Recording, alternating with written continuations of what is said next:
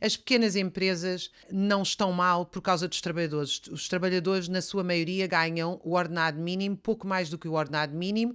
As pequenas empresas são esmagadas pelas grandes. E, portanto, isso é uma conversa sem qualquer sentido apresentada por este governo. É uma conversa propagandística, porque as pequenas empresas estão esmagadas porque pagam a mesma taxa social única, mesmo se for uma empresa, uma orquestra, uma livraria, um café, que o Continente, que a Galp, que os bancos.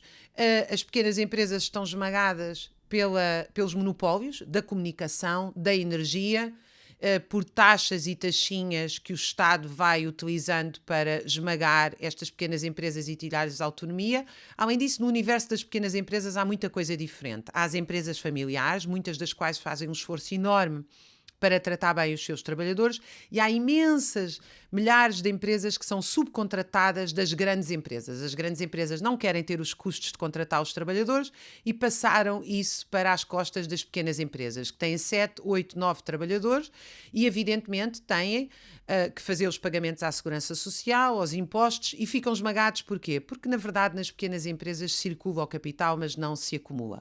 O capital acumula-se na EDP, acumula-se na Galp, acumula-se no Continente, acumula-se na Barraqueiro, acumula-se na Paulo Duarte, e as subcontratadas não conseguem sobreviver. Mas não conseguem sobreviver porque, de facto, são muitas vezes uma ficção jurídica. Na realidade, elas são parte das grandes empresas. É muito curioso que em Itália, que vai ter uma greve geral no dia 28 e 29 de novembro, grande parte das pequenas empresas começaram a fazer greve contra as grandes empresas, independentemente de serem contratadas por uma pequena empresa. O que eles dizem, por exemplo, no campo da logística é: nós somos trabalhadores da Amazon, mesmo que sejamos trabalhadores de uma subcontratada da Amazon. Isso também aconteceu em Madrid com a recolha do lixo.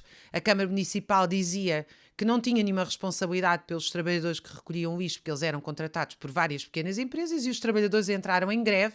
Madrid ficou cheio de lixo durante 6 ou 7 dias e eles disseram: nós não somos contratados por estas pequenas empresas, nós somos contratados pela Câmara de Madrid. Ou seja, é preciso os trabalhadores não pensarem só, os trabalhadores e as pequenas empresas, não pensarem só em termos jurídicos, mas em termos reais. E é em termos reais que nós estamos a enfrentar um desafio no país, que esta greve geral não coloca só este pacote laboral bárbaro à nossa frente. É uma questão de liberdade, é uma questão também de regime político, porque quando se impede o direito à greve, está-se a atacar o direito à liberdade, o direito à resistência, o direito a dizer: não podemos continuar a viver assim. Aquilo que se está a desenhar, e essa é a razão deste pacote laboral, quando impõe, por exemplo, o despedimento sem justa causa, uma vez que um tribunal, passado anos, pode dar razão ao trabalhador, mas neste pacote laboral não é obrigado a reintegrá-lo. O que este pacote laboral está a dizer, de facto, é que as grandes empresas, as médias e as grandes empresas portuguesas, não conseguem competir no mercado internacional, e a opção desta classe social, que é o que resta da burguesia portuguesa e do seu Estado, foi apostar em esmagar o salário dos trabalhadores, impor-lhes horários de trabalho do século XIX, impor-lhes uma quantidade de horas extraordinárias absolutamente sufocantes, impedir qualquer constituição de família, de segurança ou de estabilidade, contratar milhares de trabalhadores imigrantes e arranjar um partido fascista que os persegue indecentemente, tentando pôr trabalhadores imigrantes contra trabalhadores nativos, homens contra mulheres, fixos contra precários, e finalmente pôr o território todo à venda, seja para especulação imobiliária, seja para transição dita verde, como programa político. E este programa político vai estar em disputa nesta greve geral no dia 11 de dezembro. Por isso é que é tão importante, e reitero, desde as primeiras greves gerais no início do século XX, as greves não se decretam, organizam-se. É absolutamente central que se façam assembleias nos locais de trabalho. Se for perigoso, porque podem ser despedidos, que as façam no café, no jardim, no campo, como se fez em Itália nos últimos anos. Até para descampados, os trabalhadores se foram juntar para fazer assembleias. É importantíssimo que se façam piquetes, manifestações associadas à greve, que vão para os locais de trabalho, porque a greve é o momento de parar para reparar. A greve é o momento em que se para a alienação, a desmotivação, o assédio, a perseguição e a competição e se substitui pela camaradagem de conversar juntos, de ouvir, do dissenso, de ter voz, de votar.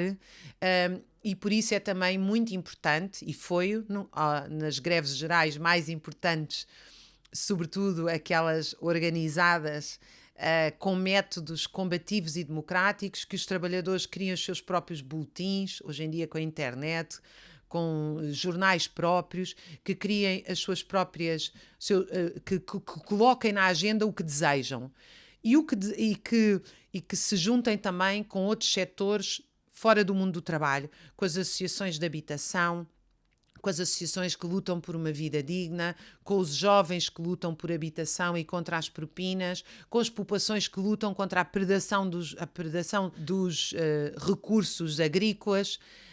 Este grande movimento social como um todo, como diz um historiador já falecido britânico, o movimento social como um todo. Nas Astúrias, até os pequenos empresários se juntam às greves gerais, percebendo que o nosso problema não está no trabalhador que luta por reduzir a jornada de trabalho sem redução salarial, ter tempo para a família, voltar a trabalhar menos e a ter um salário que lhe permita uma alimentação e uma habitação de qualidade. O nosso problema está nos lucros obscenos que todos os dias são anunciados por estas grandes empresas e que ainda têm como cereja no bolo uma descida dos impostos e perdões fiscais.